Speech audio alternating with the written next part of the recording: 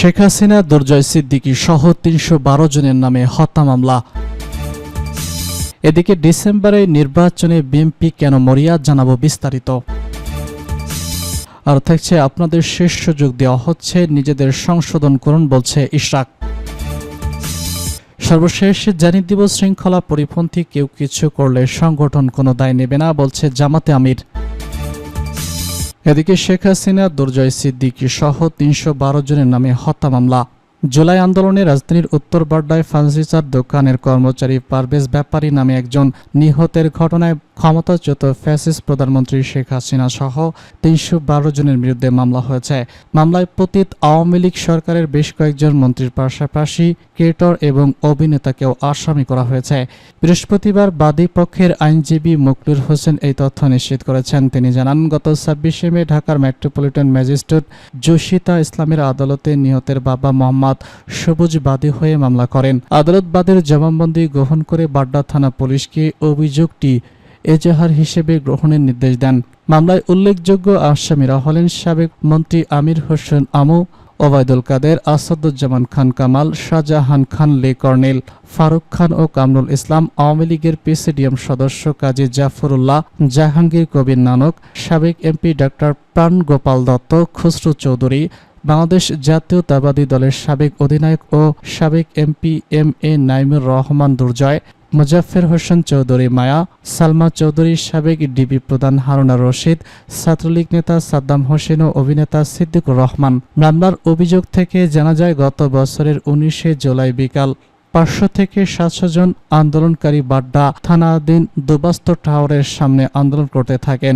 এ সময় তাদেরকে পুলিশ এবং আওয়ামী লীগ কর্মীরা হামলা করে এবং গুলি চালায়। এতে গুলিবিদ্ধ হন পারভেজ। পরে ঢাকা মেডিকেল কলেজ হাসপাতালে নিয়ে গেলে কর্তব্যরত চিকিৎসক তাকে মৃত ঘোষণা করেন। ডিসেম্বরের নির্বাচনে বিএনপি কেন মরিয়া, জানাবো বিস্তারিত। বাংলাদেশের অন্যতম প্রধান রাজনৈতিক দল বিএনপি এবার নির্বাচন নিয়ে আল্টিমেটামের সুরে বক্তব্য তুলে ধরেছে।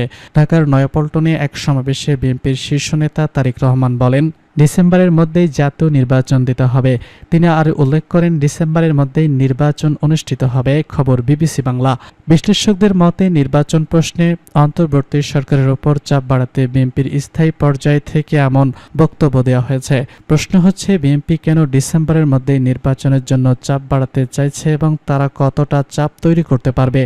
নির্বাচনের সময়ের ব্যাপারে চাপ বাড়ানোর কৌশল নিয়ে বিএনপি রাজনীতিতে একা হয়ে পড়বে কিনা, এ নিয়ে আলোচনা চলছে। কারণ বিএনপির এই অবস্থানের সঙ্গে বর্তমানে রাজনীতিতে প্রভাবশালী অন্য দলগুলো যেমন জাতীয় নাগরিক পার্টি ও জামায়াতে ইসলামী নেই। নির্বাচন নিয়ে সরকারের অবস্থানের প্রতি এই দলগুলোর সমর্থন রয়েছে। তবে বিএনপি অভিযোগ করেছে যে অন্তর্বর্তী সরকারে বিএনপি এবং সেনাবাহিনীকে প্রতিপক্ষ বানানোর চেষ্টা করছে। সরকারের একাধিক উপদেষ্টার সঙ্গে কথা বলছে তারা। এই ধরনের অভিযোগ মানতে রাজি নন। কিন্তু বিএনপি নেতাদের বক্তব্যে সরকারের উপর চাপ বাড়ানোর কৌশল এখন স্পষ্ট হয়েছে। দলটির শীর্ষ নেতৃত্ব ডিসেম্বরের নির্বাচনের প্রস্তুতি নিতে দলের নেতাকর্মীদের পাশাপাশি দেশের মানুষের প্রতিও আহ্বান জানিয়েছে। দলটির নেতারা বলেছেন, বাধা না হলে অন্তর্বর্তী সরকার নির্বাচনের রোডম্যাপ দেবে না। যারা মনে করেন সরকার ডিসেম্বরে নির্বাচন করতে চায় না, তাই সরকারকে বাধ্য করার চেষ্টা তাদের থাকবে। বিএনপির বক্তব্য বা চাপা বাড়ানোর কৌশল নিয়ে সরকারের দিক থেকে তাৎক্ষণিক কোনো মন্তব্য পাওয়া যায়নি। প্রধান উপদেষ্টা ডক্টর মোহাম্মদ ইউনূস বুধবার জাপান সফর গিয়ে দেশটির সরকারের ঊর্ধ্বতনদের সঙ্গে বৈঠকে বাংলাদেশ ডিসেম্বর দিকে জুনের মধ্যে নির্বাচন করার অবস্থান তুলে ধরেন। অন্যদিকে প্রধান উপদেষ্টা পদত্যাগের ভাবনা নিয়ে সম্প্রতি যে সংকট তৈরি হয়েছিল তা সামাল দিতে তিনি গত শনিবার ও সোমবার 22টি রাজনৈতিক দলের নেতাদের সঙ্গে বৈঠক করেন। এই আলোচনার সংকটের সমাধান হয়েছে বলে জানা যাচ্ছে। রাজনীতিকদের অনেকেই এবং বিশ্লেষকদের মতে আপাতত উত্তেজনা থেমেছে। তবে সরকারের অংশীজনদের মধ্যে বিএনপি এবং সেনাবাহিনীর সঙ্গে সরকারের দূরত্ব কমেনি, অস্বস্তি রয়ে গেছে। বিএনপি নেতাদের মধ্যে ধারণা তৈরি হয়েছে যে নির্বাচন হলেই তারা ক্ষমতায় যাবে, কারণ ক্ষমতাচ্যুত আওয়ামী লীগের অনুপস্থিতিতে ভোটের মাঠে অন্য কোনো দলকে শক্ত প্রতিদ্বন্দ্বী মনে করছে না বিএনপি। ফলে রাজনৈতিক দল হিসেবে তৈরি হওয়ার সুযোগ বা সম্ভাবনা দ্রুত কাজে লাগিয়ে ক্ষমতায় যাওয়ার একটি বিষয় রয়েছে। তবে রাজনৈতিক বিশ্লেষকদের অনেকেই মনে করেন বিএনপি ইতিমধ্যেই ক্ষমতার ডানপ্রান্তে এমন চিন্তা থেকে রাজধানী থেকে গ্রাম পর্যায় পর্যন্ত দলটির নেতাকর্মীরা আধিপত্য বিস্তার, দখল ও চাঁদাবাজিতে জড়িয়ে পড়েছেন। এই ধরনের অপরাধ জড়িত নেতাকর্মীদের অনেকে পদ থেকে সরিয়ে দেওয়া এবং এমনকি করা সহ সাংগঠনিক বিভিন্ন ব্যবস্থা নিয়েছে বিএনপির শীর্ষ নেতৃত্ব। কিন্তু বিএনপির নেতাকর্মীদের দখল ও চাঁদাবাজির মতো অবরোধ থামানো যায়নি। এই পরিস্থিতিতে সাধারণ মানুষের মাঝে বিএনপি সম্পর্কে নেতিবাচক ধারণার জন্য জন্ম দিয়েছে এবং দলটিকে অনেক সমালোচনার মুখে পড়তে হচ্ছে। নেতাকর্মীদের এসব অপরাধের অভিযোগ নিয়ে চিন্তিত বিএনপির নেতৃত্ব। তারা মনে করছেন নির্বাচন প্রতিষ্ঠা যত দেরি হবে দলটির নেতাকর্মীদের সামলানো তত কঠিন হবে। দল চাঁদাবাজি এবং আধিপত্য বিস্তারের চেষ্টা বাড়াতে থাকবে। এমন প্রেক্ষাপটে নির্বাচন দেরিতে হলে কতটা সহায়ক পরিস্থিতি থাকবে সেটি দলটিকে ভাবাচ্ছে। হয়তো তারা ক্ষমতায় যাবে কিন্তু সমালোচনা বাড়বে। ষড়যন্ত্র তত্ত্বেও কাজ করছে বিএনপির ভিতরে। দলটির নেতারা মনে করছেন এনসিপির প্রতি প্রধান উপদেষ্টা ডক্টর ইউনূসের দুর্বলতা বা পক্ষপাতিত্ব রয়েছে। এই দলটির সংস্কার এবং আওয়ামী লীগ নেতাদের বিচার শেষ করার পর নির্বাচন চায়। আপনাদের শেষ সুযোগ দেওয়া হচ্ছে, নিজেদের সংশোধন করুন, বলছে ইশরাক।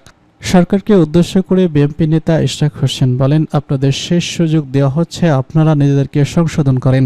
বৃহস্পতিবার ঢাকা দক্ষিণ সিটি কর্পোরেশনের মেয়র ভবনে তিনি এসব কথা বলেন। এ সময় প্রশ্ন রাখে ইশরাক বলেন, সরকার একজন মেয়রকে শপথ পড়াতে যেভাবে ব্যর্থ হয়েছে, 3 জন এমপিকে কিভাবে শপথ পড়াবেন তারা? এর আগে ইশরাক হোসেনকে ঢাকা দক্ষিণ সিটি কর্পোরেশনের মেয়র হিসেবে শপথ গ্রহণ করানো হবে কিনা সে বিষয়ে চূড়ান্ত সিদ্ধান্ত নেবে নির্বাচন কমিশন বলে আদেশ দেন হাইকোর্টের আপিল বেঞ্চ।